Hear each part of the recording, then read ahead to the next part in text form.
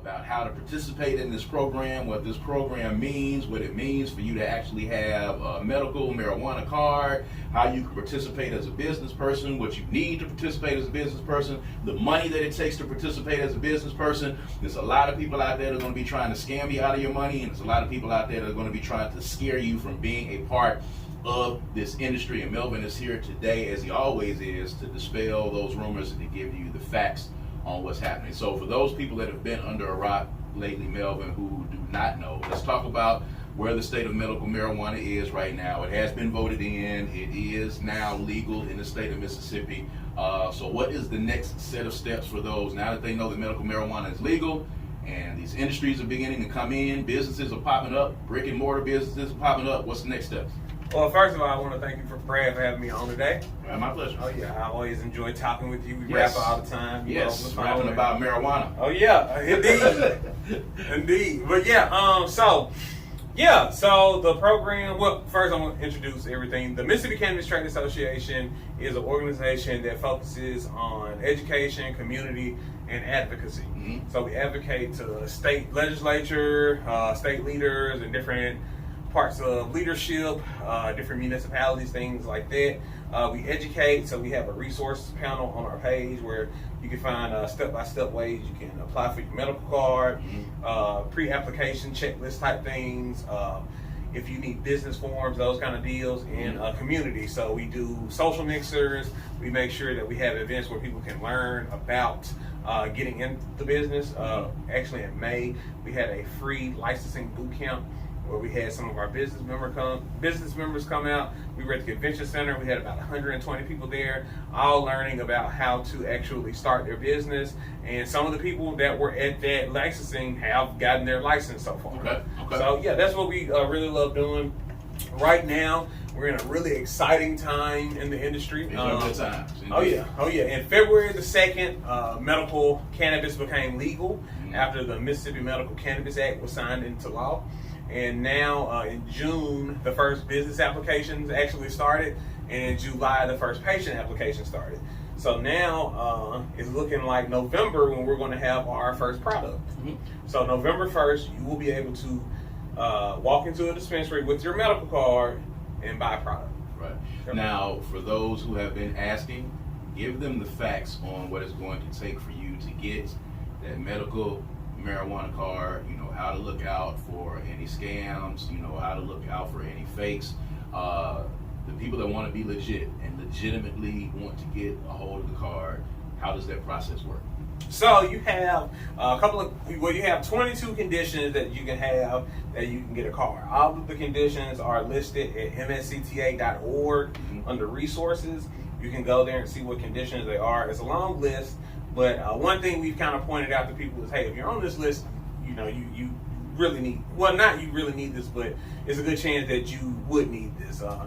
They have a lot of conditions on there that are serious conditions. They have some that are not as serious as other ones, but still serious, like chronic pain and those kind of things. Yeah. So that's one thing we always tell people, like, hey, make sure you look at the list and see what you can actually have, because some people will say, okay, I don't have glaucoma or I don't have cancer, and it covers a wide litany of things, not just those.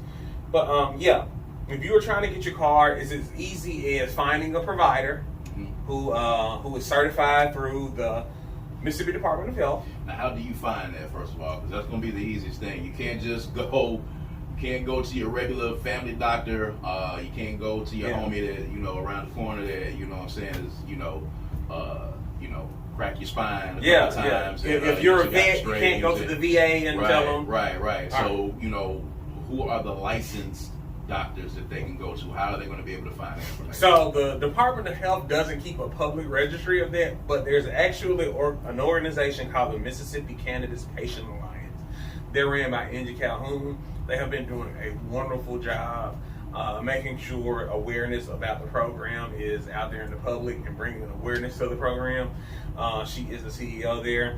And on their website, it's MS Canna Patient. So MSCANNA patient.com. They actually have a directory of practitioners that certify. So you can look there. They have a map on a map of Mississippi. You can click there, or they just have it listed in alphabetical order. Yeah. So let's kind of backtrack a little bit. We talked about this. We talked about this several times. We probably gonna come on several other instances to talk about this as well. So, you know, there were obstacles and there were things that were in the way before medical marijuana was passed. It was passed initially with an overwhelming majority of the vote. I think it was 75%. Well, that's the thing. So the initiative 65 vote took place November 2020. Mm-hmm. If people remember correctly, when Initiative 65 went onto the ballot, the legislature made Initiative 65A. So 65 was, hey, this is the program that we want. It was 7 pages and everything. 65A was basically, we can't give you a timeline, we can't give you how much it's going to cost, we can't give you how much you can buy, but just please trust us, we will get it together. It was like a placebo almost. It was like a placebo. Yeah. So a lot of people also forget that the question was actually 2 parts. The first part was, do you want to allow medical cannabis in Mississippi? So when everybody talk about the 74%, that is 74% of the voters that voted for Initiative 65.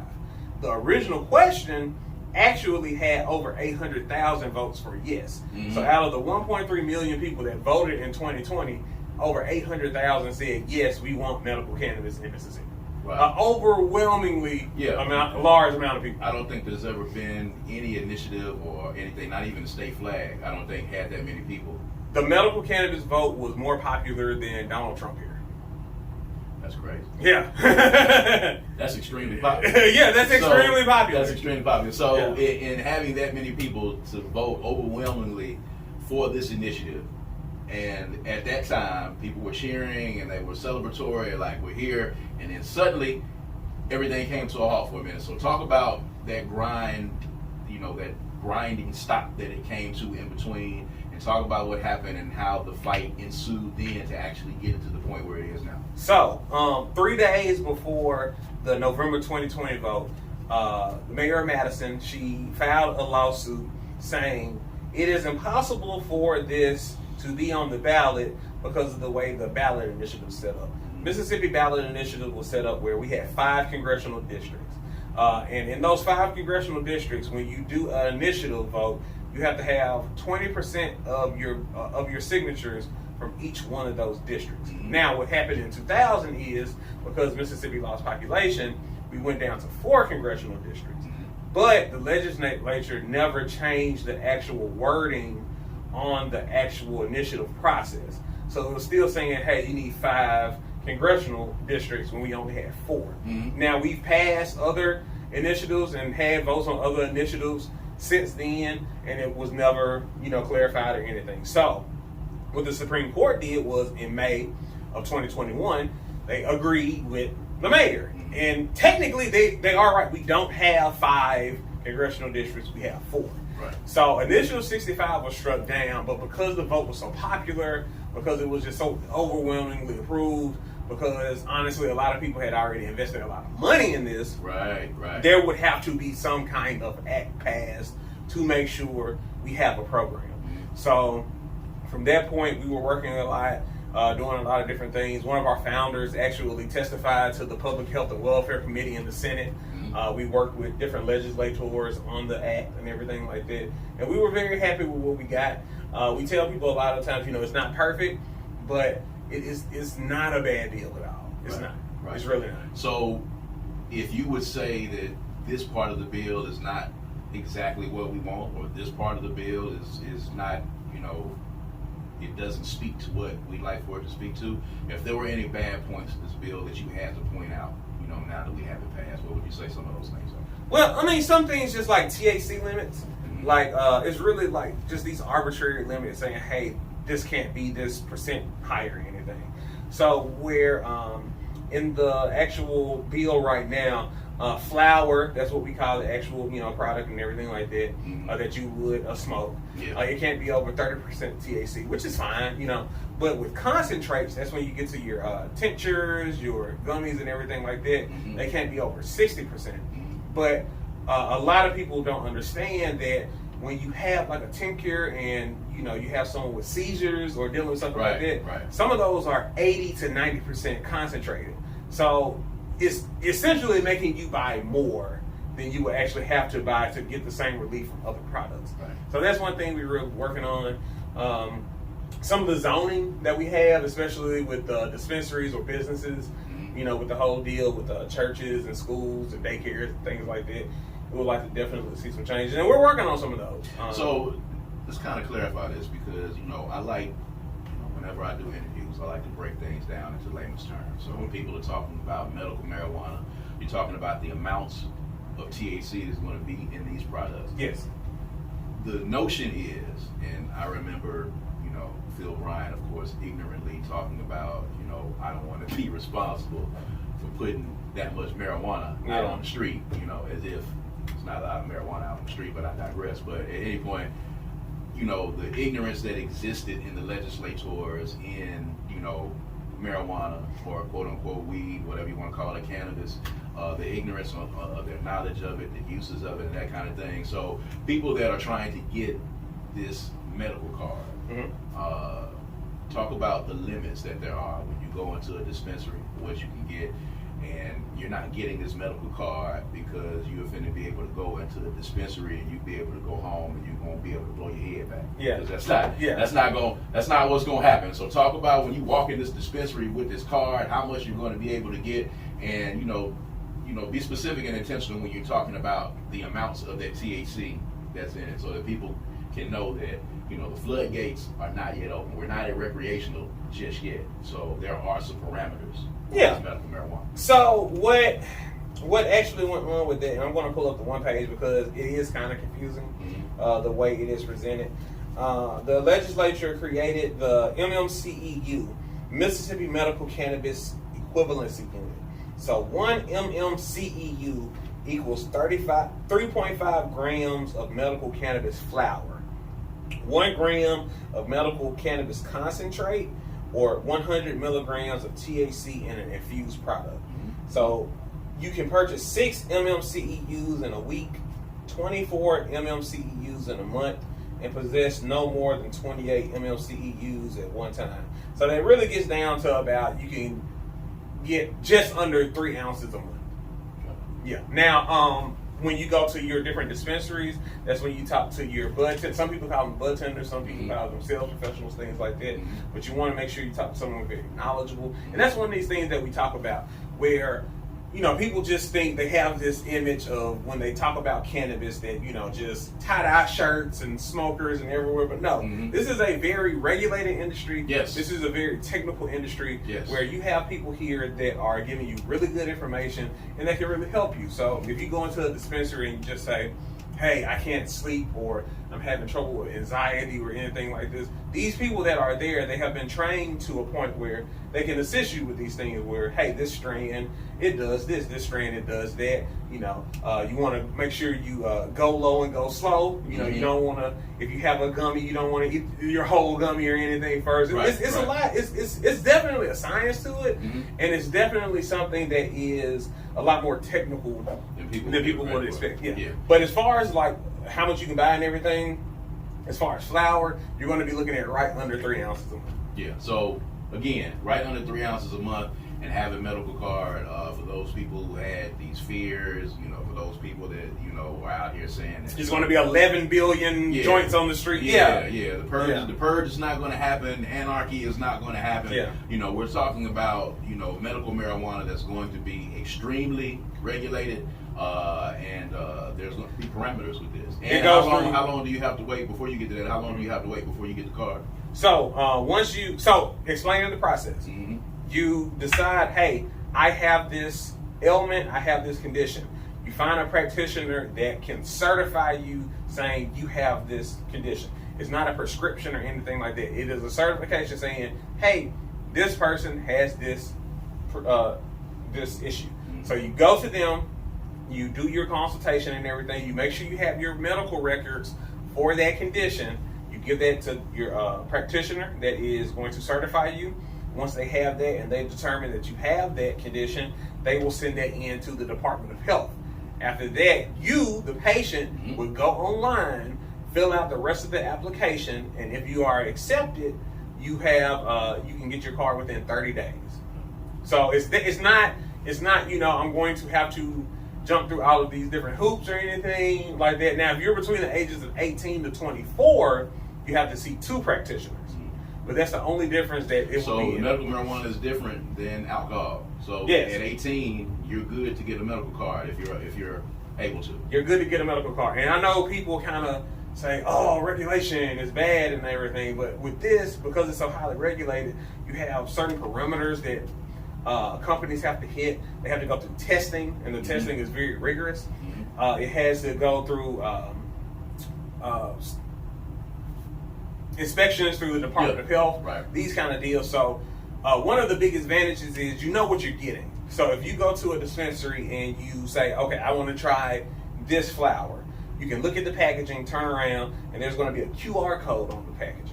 You can click that QR code with your phone, pull it up, and you can see the lab report for it. So you can see exactly what is in this product. You can see your terpenes, you can see your flavor profile, you can see your THC amount, you can see where it was made, you can see everything about it. And that's one thing that when you go to the traditional market, you don't have that option. Right.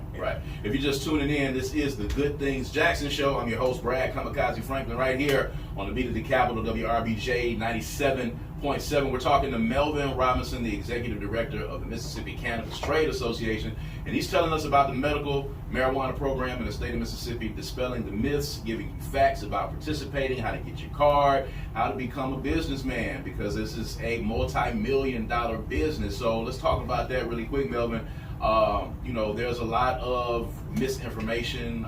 There's a lot of fear-mongering out there about people participating in this program, on the business side. There's a lot of different aspects to it, and dare I say, efforts to, keep black people out of this industry, and it kind of frees us out of this industry. And again, it's a multi-million-dollar industry. There are people who are already set up, already getting ready to make money, and already bringing industry into the state of Mississippi. If you are interested in being a part of this and opening a business that is related to this industry, how can they do that?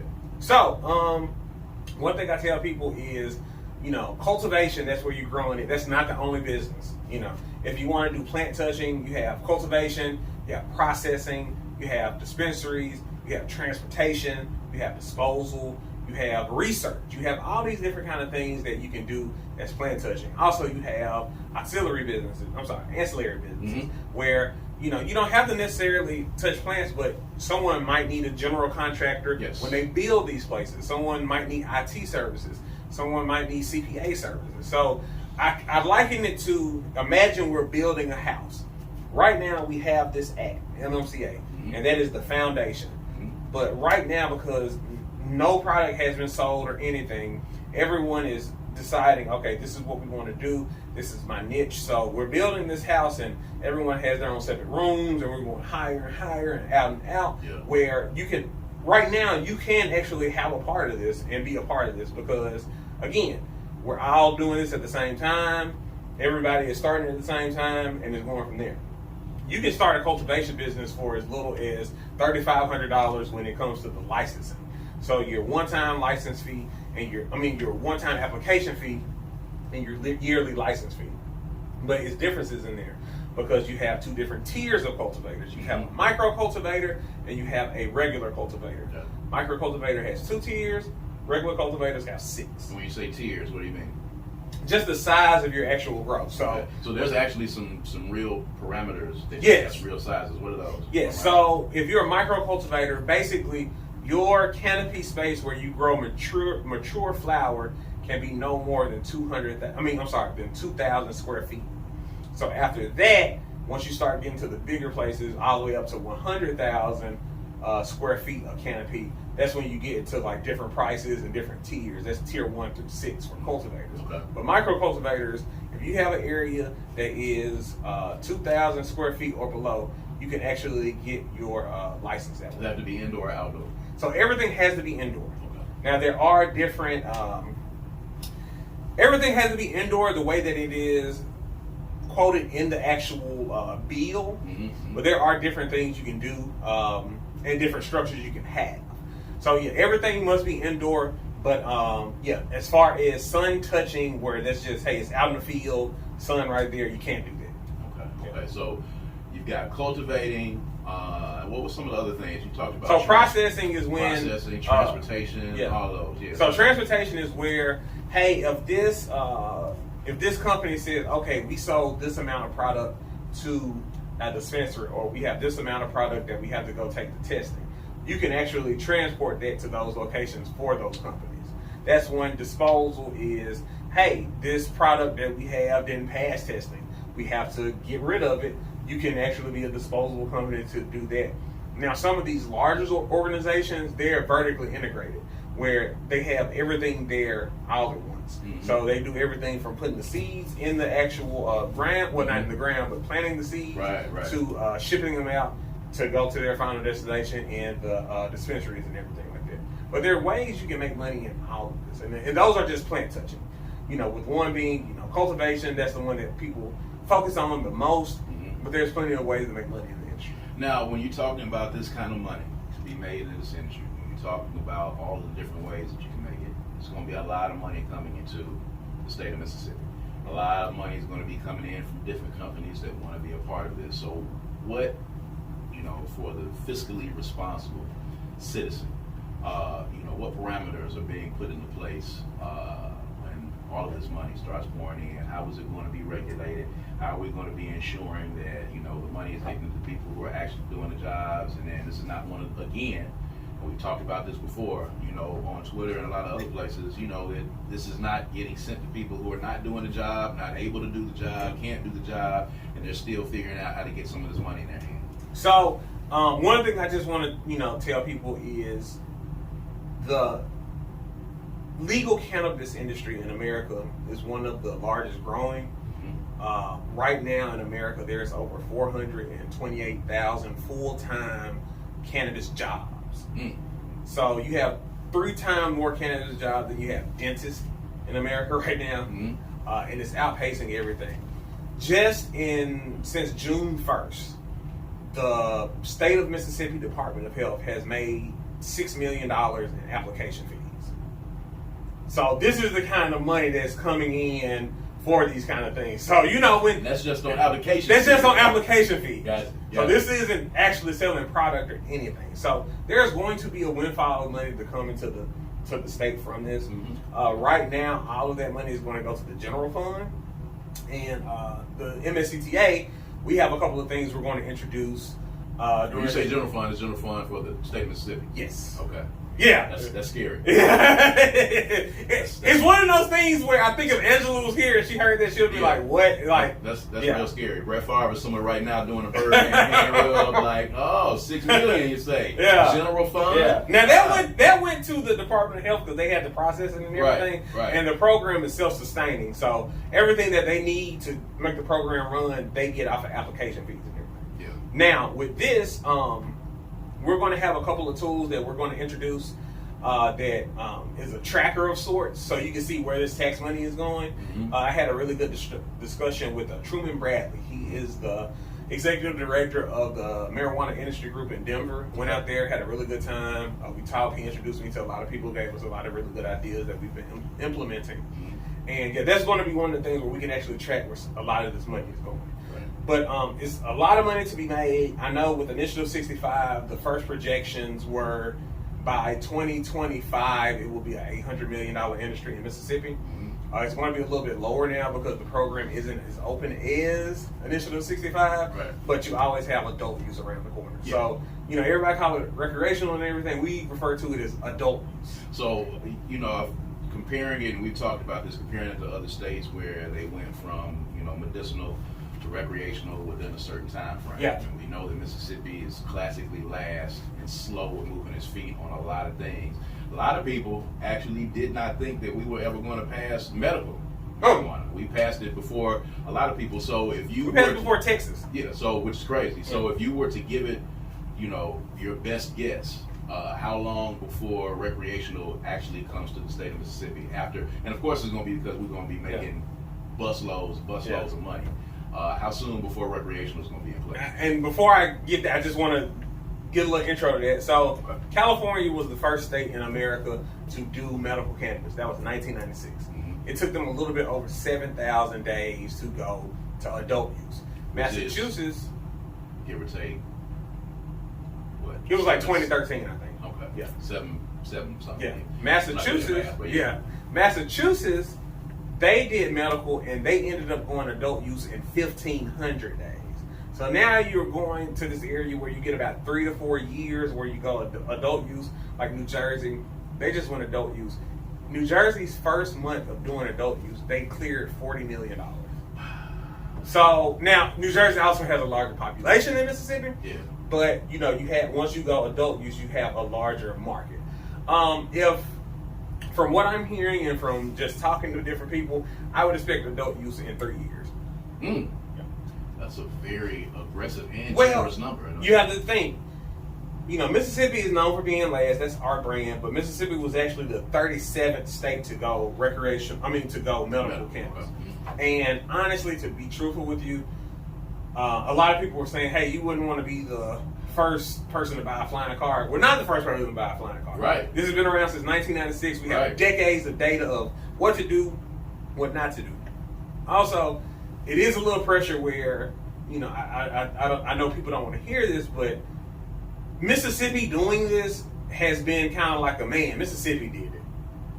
And unfortunately, we're the booger boy when it comes to things like that, but people are literally like, man, Mississippi did it, huh? So, that has kind of pushed the efforts federally with other states as well, because, Arkansas, Louisiana, and Alabama, they all have medical programs. Mm-hmm. Alabama's just starting. Louisiana has been around for a couple of years, and Arkansas has been around for a couple of years. Yeah. But ours is the least restrictive. Wow. Yeah, ours is the least restrictive. So we have a really good like I tell people, we have unlimited, we don't have a licensing cap, so we can have as many businesses as we want. We have the second lowest cost to entry here. You can't really beat Oklahoma, but Oklahoma's program is kind of going through some transitions right now because they didn't really have the regulations set up and everything like that first. So they're trying to put a lot of toothpaste back in the tube. Yeah. But Mississippi has a really unique chance to be ahead of the game in this, a really good chance to provide an alternative form of healthcare, because everyone knows about the healthcare. Right. Here you have 20 counties that don't have a hospital, half the counties don't have an OBGYN, you have a lot of counties don't have a pediatrician. Where people need to know the medical benefits of and people need to know, period. yeah. And I'm not saying it is a cure-all, because a lot of people, well, not a lot of people, but people, it does. No, but there is studies that have been done that shows, hey, this helps with a lot of things. And there will be more studies done now because we have research availability. And once it is federally decriminalized, that opens up a lot of other research that can be done. So we can really look at everything. So real quick, for those who want to get in touch with you and learn a little bit more about medical marijuana in Mississippi, give them all of the social media and all of the contact numbers for you. If you want to contact me, please contact me at Mel3@MSCTA, MELAT that is my social media handle. You can always contact me at melvin@mscta.org. You can always give us a call at 601-454-9969. And yeah, just make sure if you need to know anything, just call us. We have plenty of options for membership. The more members we have, the stronger we are. We represent about 17 different licenses right now, and we're just getting stronger and stronger every day. And we are making sure that we can create a program that will allow patients access and businesses to make some money. There you go. Melvin Robinson with the Mississippi Cannabis Trade Association. If you're looking to get into the cannabis game in the state of Mississippi, this is the guy that you need to talk to. He's going to give you all of the factual information. There's a lot of incorrect and a lot of fear-mongering going on out there as it relates to this industry because there's so much money coming in. Melvin Robinson is the guy that's going to give you all the correct information to get you in the game. And we thank you for joining us. And we thank you for listening to us here on another edition of the Good Things Jackson Show. If you have something positive happening, if you have something good that is happening, whether it's an event, whether it's a play, whether it's a panel, a conference, if you have a nonprofit, if you have something good and positive that's happening in the city of Jackson, just inbox me on Facebook, Brad Kamikaze Franklin or Brad Franklin. DM me on Instagram at Mr. Franklin 601. Get me that information and we'll have you on the show. We are going to change the narrative about the city of Jackson. So for everyone here at WRBJ 97.7, the beat of the capital, we're going to see you guys next Sunday, man. Y'all make sure y'all enjoy the rest of your weekend. Peace.